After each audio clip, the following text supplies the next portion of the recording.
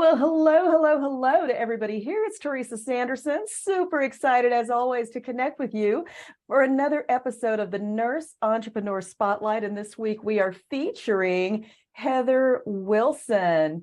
And Heather, I want to just say thank you, first of all, for you coming on board with us and being willing to share some time in the group and community. Thank you for having me. I love to talk about nurse entrepreneurship. Any opportunity I can do that, I'm into it. Yes. Love it. Spreading the word of what is happening out here. So exciting times.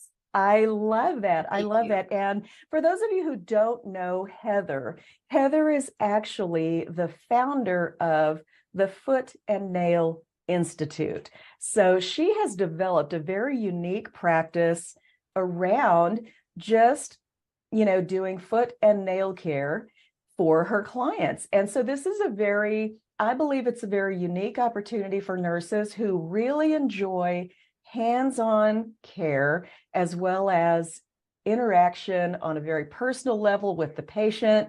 So I think this kind of gives you the best of both worlds and being able to connect with the patient still at the bedside and also do your own thing. So I think this is super, super exciting. And so let's go ahead and get started. Heather, I want to ask you, first of all, just tell us a little bit about your history as a nurse, the kind of work that you've done and the kind of settings that you've practiced in.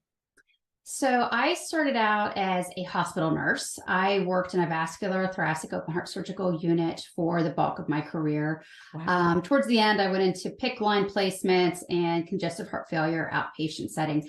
But the bulk of my career was working as a floor nurse, and I became a charge nurse early on in my career. And so I loved it. I thought that was where I was going to be until I retired. I worked with a great team. We all worked well together, and I thought, this is it. This is probably where I'm going to be for the bulk of my career. And then things started to change. I think it was around 2008. I started seeing the changes that were coming in healthcare. And I thought, can I do this till the end? Can I continue to come in here and see the injustices that are taking place in our healthcare system at the expense of our staff and at the expense of our patients? And it just became apparent to me that I could not. And so I, like many others, you start looking to see, where can I transfer to? Where else can I go work? You start looking outside of, your unit. You might look at other units. You might look at other institutions. And it just seemed like people who had taken those leaps really still didn't find their happiness. And so I had seen that, and I thought, they had all done that. They transferred to different units. They transferred to other hospital systems, and they still were unhappy. And so I kind of got to the place where I was like, that's probably not going to be the answer, but I didn't know what the answer was going to be. And so, you get to a place where you're even like, I used to be a waitress, and I even got to a place where I was like, I could just go back and serve tables and still make more money than what I'm making here. And so I started honestly entertaining that. And so it was, to that degree, like, I'm not going to be able to stay in this healthcare system working like this. It got to a place where you just feel like you are selling your soul at the end of the day, because you see what's gone on and you know what's wrong. We had our unit, we had a very close, tight knit unit, and our patients were kind of frequent flyers in that unit, bad heart, bad vascular system. So you got to know everyone. And so you really, really took it to heart when you saw things that were just not being fulfilled the way that you thought they should be done.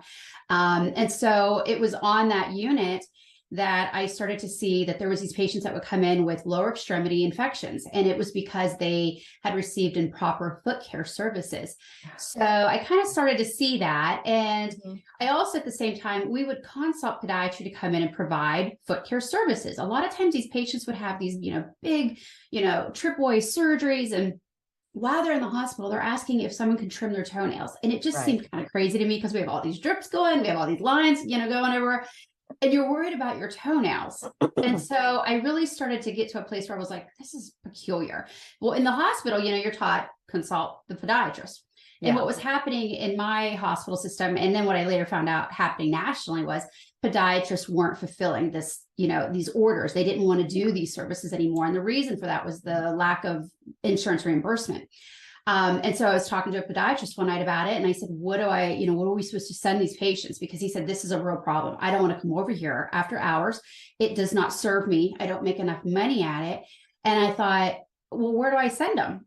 Charge nurse, I'm going to figure it out. I'm going to find you a solution. And he says, I don't know, Heather, send them to a salon. And not to say anything negative about salons, but it's buyer beware out there. And I have my nail tech license as well, just to do the research. I went and got that. But I thought, we can't really do that because we don't know which salons are good and which ones are, on the up and up. And at the same time, I said, we are bringing in all these patients with lower extremity infection. We're doing wound vacs on them and packing wounds, and we're doing IV antibiotics. And a lot of times it was too late. And we were doing, consults for lower extremity amputations because it had already gone into osteomyelitis. Wow. And I'm like, that's not the answer either. And so I went home and just started researching, and I found that there was this industry called foot care nurses, and it was in Canada. And I thought, could we bring that here to America and just do it as a private pay service? And so that is what I did back in 2011. I launched Everyday Divinity, and it was primarily a senior foot care business that provides senior foot care services at a private pay, model. And so I would go into senior centers, community centers, churches. It grew to doctors' offices and small mom and pop pharmacies. Primary care physicians were, loving it. So it just grew into the assisted living sector. It just ballooned. And so it got to a place where I backed out of the hospital completely because the business was just too much for me to run the business plus be at the hospital. So I left the hospital. And I'm in Ohio. So there's 88 counties here. I was in 24 of those counties myself. I know, trying to deliver these foot care services. And it was hard for me to say no. I mean, people call you and they're like, will you come to my home? And you're like, yes. And it got to a place where, my husband was like, this isn't why you went into this. You can't run yourself ragged covering the whole state of Ohio. And so we did a trial with a nurse that I graduated college with, and she launched her business up in Cleveland. And I thought, okay, we got something here. And so lo and behold, probably in 2021 is when we launched the Foot and Nail Institute.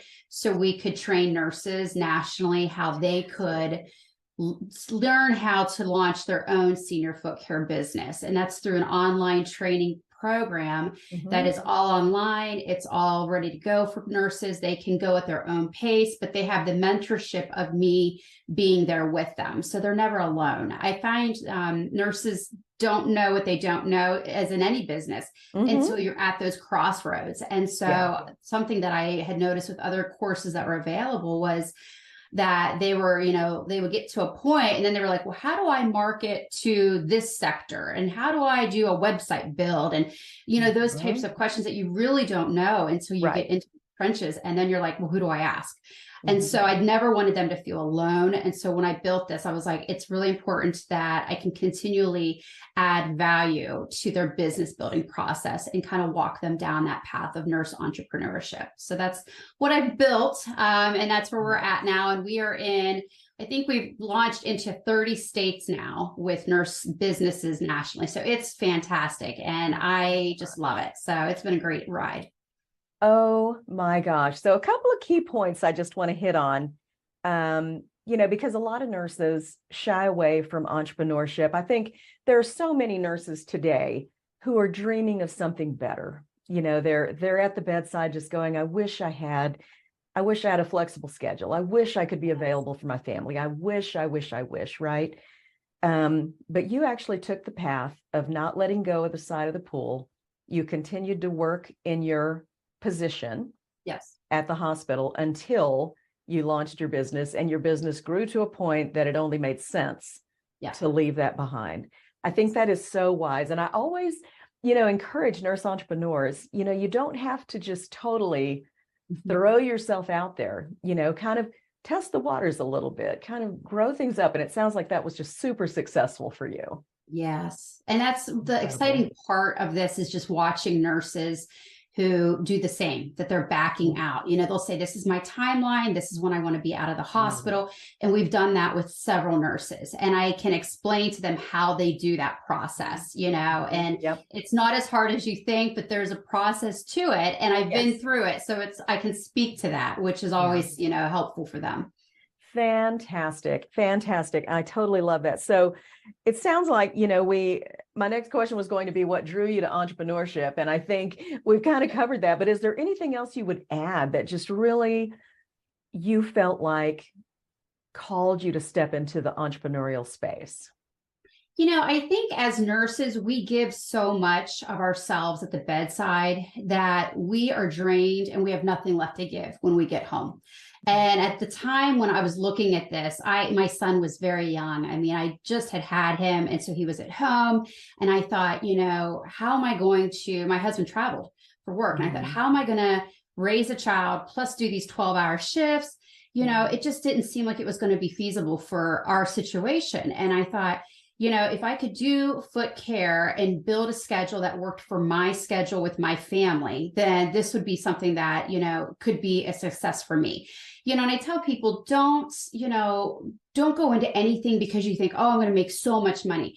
Go into it, with the thinking of what is success look like for you. And for me, it was being home on the weekends, being home during the week, which now he's school age, which is perfect because I pick him up at 3:00. We come home, we do homework, I get dinner going, I'm feeding the dog. I'm home every night. I don't have to worry about missing, any of his sporting events, practice, or anything like that, because I can be home. And so that was really the driving factor for me, was to make a schedule and a lifestyle that I felt was good for me. And as nurses, it's not good to come home drained. And what are we teaching our children if we are coming home angry?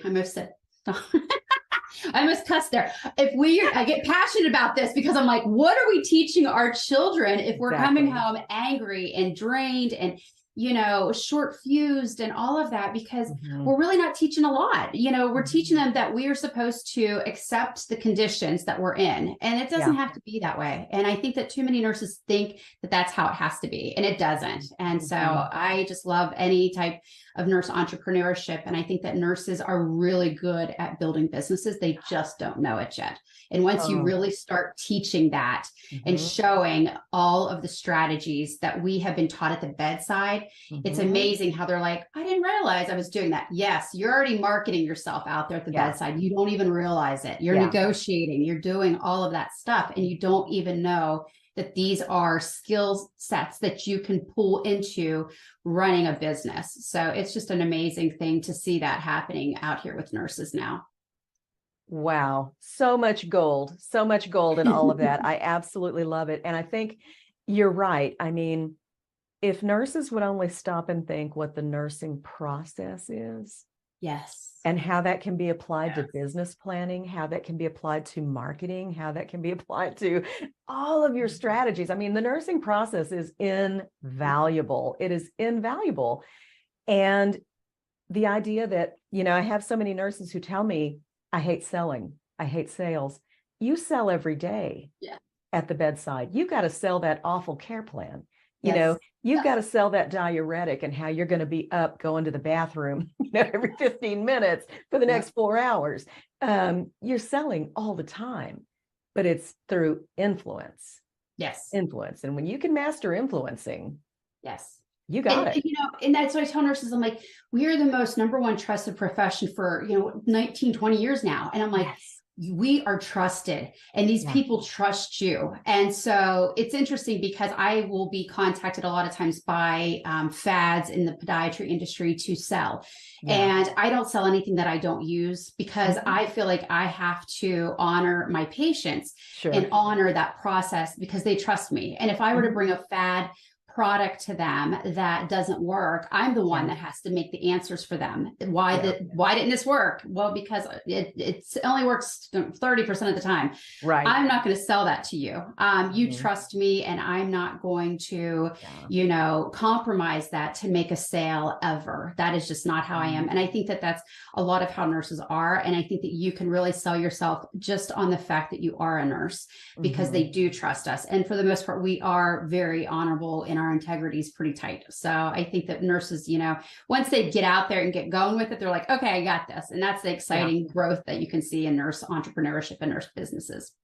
Exactly. And I totally love that, because I think one of the biggest pieces that we bring to the table as entrepreneurs, certainly in businesses like yours, is that we can advocate now more than we have ever been able to advocate in the traditional healthcare environment. Yes. We can steer the care, and it's a fantastic thing to be able to do, for sure. So love that. So we've talked about so many things that you enjoy about entrepreneurship. What are a couple of things that you love most about working for yourself? I love the fact that I can fill my soul up with what I do. And I think that as nurses, something I really loved when I worked at the bedside was that connection that I had with the patients. The laughter, the fun, the heartbreak. That's part of the process of being a nurse, and guiding them through those, surgeries and the processes and stuff. I loved that connection that we had with our patients. And I feel that when we started to go towards online charting, we put a wall up between us and the patient. And that was something that I felt really strong about, because I would have the patients say to me, we don't talk like we used to talk anymore. And I thought, oh, they see it. We don't have time anymore. I've got to chart this. I got to check that box. And that's what's more important now. It's the connection is lost. And so what I loved about building Everyday Divinity was the fact that I got to sit in front of a patient for 20 to 30 minutes and have conversation about whatever they want to talk about. 99% of the time, we don't talk about healthcare. We just don't. By the time they get to me, they don't want to talk about this stuff. They're done. They want to talk about their grandkids or a trip they took, or, whatever's coming up, the holidays. That's what they want to talk about. And so the fact that you can fill their cup with that social card, as well as fill your cup up with the nursing, I think that is something that is huge. In my business, ironically, during the pandemic, my business grew exponentially. And it was because people wanted to come out and see people. And I had patients who would say to me, can we just hug? I haven't touched another human in months. And I'm like, oh my gosh. And it just really became apparent to me how important it was getting back to the patient and getting in front of that patient. And so that is what really I love the most about it. And I love the fact that I can teach this to nurses and they can have that same reward. And so, when I get text messages from nurses, they're like, just finished, my foot care clinic today. I just can't believe this is my life now. And it's just so different. And I'm like, yes. And, that's what I get really grateful for, is just the fact that I can help nurses have that same feeling of success, and also love their profession again, because so many are leaving the profession, and there's no need for that. We can leverage our license beyond and do things with it. We just haven't been taught that at the bedside. And so that's something that I think that we're going to see more of, thankfully. Man, I just love that. And you and we're so aligned, it sounds like, in the way that we do things. And one of the things I loved most when we owned our hospice was that we had that dedicated time, for the patient, and we were high touch, because the geriatric population tends to get touched less and less over the years of their life. And it's such a painful thing. People don't recognize just a touch on the shoulder, a quick handhold. What you're doing with the feet, that is so high touch, so high touch. Even if it's a foot, it doesn't matter. That physical touch is so important to us as a means of human connection, and they're missing that. So, oh my goodness, I've got chills just thinking about the impact that you're making. This is so awesome. So now I want you to share with us, Heather, what is the one piece of advice that you would feel like if you were talking to a group of aspiring nurse entrepreneurs, let's say there's 10,000 nurses in front of you right now, and they're all saying, I wish I could do something different. I wish I could have more time with my family. I wish I knew how I could start a business. I wish, I've got this on my heart to do this thing, but I don't know how to start. What is the one piece of advice you would want to share with them? It's interesting. I am on several social media platforms, and the question I'm asked the most is, what do I do? What do I start? And it's that starting point for them that they get hung up on. Yeah. And I always answer it with, what do you see as a lack in healthcare? What is something that you are already doing? Say you work in labor and delivery, or, something of that nature. What are you being asked about a lot? Because you're teaching new moms all the time how to do stuff. So pull from your experience that you've had over the years and build a business around that, because you are the expert in that field. And so I tell nurses to look at what a gap in the healthcare system is that you could fulfill with your business. Don't just start something because you think, oh, that'll work. Look at what the need is. Are you being asked the same questions over and over?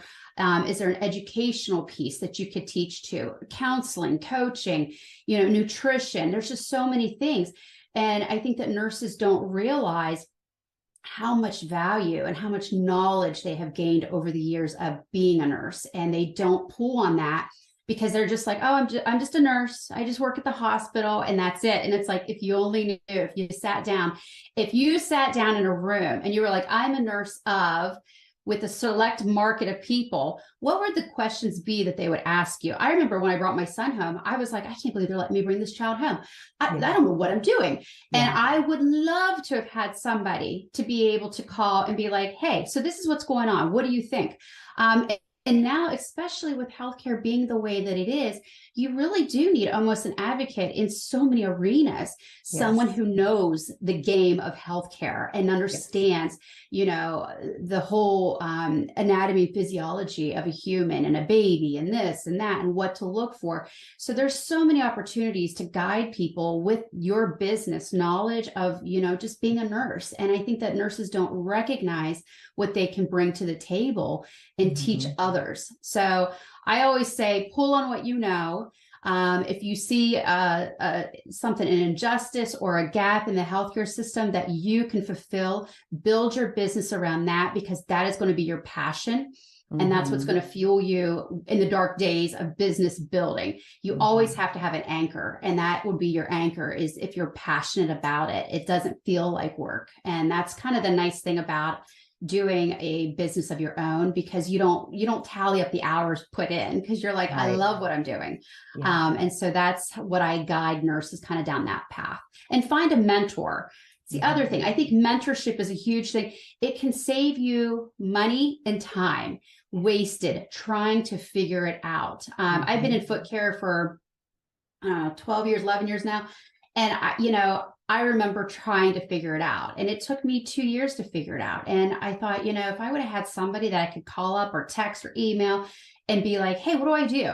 That would have been great for me. But instead I had to figure it out. I've wasted money. I wasted time.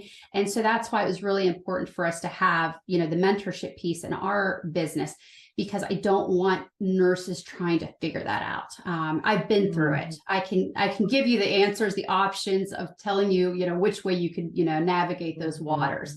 And that's the nice thing. So, and there's a lot of different mentors out here, throughout the nurse business sector. You just have to kind of look at it, especially with social media now. Everyone's out there. Absolutely. Oh my gosh, such great advice. And again, this is something I talk about a lot, is turn what you already know into income. It's possible. What are those pieces of advice that people are always asking you for? What, it's simple to figure it out. What do people always ask you about? What is it that you absolutely love doing in nursing? Yeah. Think on those things. Think on those things and how that can grow into a business for you. And I think you're right, though. Nurses sell themselves short, and our traditional nursing model has us all boxed in to where we're kind of used to having our license, and then we go to work at a traditional employer like a hospital, let's say, or a long-term care facility, and we're told what we can do and how we can do it. Yes. I literally had a nurse entrepreneur ask me the other day, she's in one of my programs, and she sent me a message and said, "Is this mandatory?"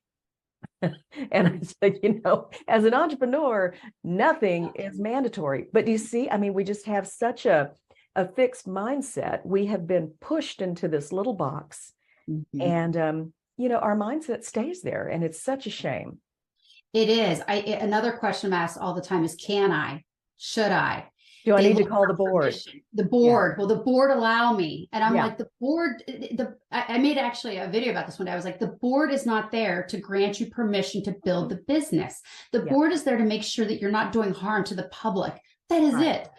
Practice within your scope of practice and go for it. They are not searching your city looking for businesses that are owned by nurses to put you out of business. I met the board. They're gracious. They're lovely. They're not scary. I don't know why we were trained in nursing school. Fear the board. They were not at all. All. I mean, they were real life human beings that were normal. And they were like, we love what you're doing. This is fantastic. I love it. Good for you. Go forward. And it was a beautiful process. And I thought, gosh, if only I could convey this message nationally, because there's so many things that nurses just could be doing, but they're like, the board. And I'm like, don't be afraid of the board. And honestly, if the board does contact you, they just honestly want to look and see if what you're doing is on the up and up. And that's all it is. They just are like, okay, good for you. So it was a blessing that they came and saw me, because I was like, well, I'm thinking about starting this training thing nationally, and I kind of would like for somebody to look it all over anyway. So it worked out beautifully for me. But because I was like, welcome, come see what I'm doing today. I've been doing it for, 5 years. I'm not going to plan or plot or do anything differently because you're coming. So it was a great experience. So And I think thinking of the board as entrepreneurs, we should definitely consider our state boards as more of a consultancy type of thing. If I have a specific question about my practice scope, then I can reach out and ask, but that's the biggest thing. Stay in your scope of practice and you're all good. Yes. They have way bigger issues to worry about than the nurse businesses. When I met them, they were like, this is nothing compared to what we're dealing with. Trust me, you're good. I was like, okay. I love that. And so many good things there. So Heather, I want to thank you again for joining us today and being, sharing your story, sharing your journey, and all the wonderful things you have going on at the Foot and Nail Institute. And so now what I'd like to do is give you the floor for the next 3 to 5 minutes. Share with our audience how they can connect with you, any special offerings or anything that you have that you want them to be aware of, so that they can connect with you. The floor is yours. So you can connect with me through the Foot and Nail Institute website. You can go through there. You can email me at support@footandnailinstitute.com. And if you want to look at the senior foot care business aspect of it, just to see if it's something that will be for you, I have the first business I built was Everyday Divinity. And so you can look at that website as well and kind of get an idea about what it is about senior foot care, why it works, why it's needed, and kind of the process of what I've taken there. As far as special offerings, this is funny. I don't do special offerings. And here's my reason why. Because I don't ever want a nurse to come back and say, oh, I missed the Black Friday sale. And I don't want anybody to be like, gosh, I just bought that whole course on Tuesday, and now on Thursday, she's doing a sale. I never do. And it's funny, when my info webinars, when I hold them, I say, I'll never do anything. So it won't change. The cart is always open. I don't do open carts. I don't pressure you to buy anything. When you're ready to do it, it's available for you. There will never be a missed opportunity of a sale or anything like that. It's there. Let's just leave it at that. And it's funny because nurses are like, thank you. I'm like, yes, I don't ever want anybody to be like, oh, I missed out. Because that's how I would feel. And so I said, I totally been there. I understand it. So that's how I would proceed with it. And other than that, I'm on social media, LinkedIn. You can connect with me through there. I have pages for both businesses on all of that. And then I'm on LinkedIn at Heather Wilson. So yes. Awesome. Thank you. Thank you so much, Teresa, for having me. It was great. Oh my gosh. Yeah. So much fun to connect with you. And I want to wish you abundant continued success in all that you do and all that you're helping nurses to do across the country. So love, love, love it. For all of you tuning in, I want to say thank you for watching this episode of the Nurse Entrepreneur Spotlight with Heather Wilson of the Foot and Nail Institute. And that is it for this episode. We will see you on the next episode of the Nurse Entrepreneur Spotlight. Have a great day, everybody.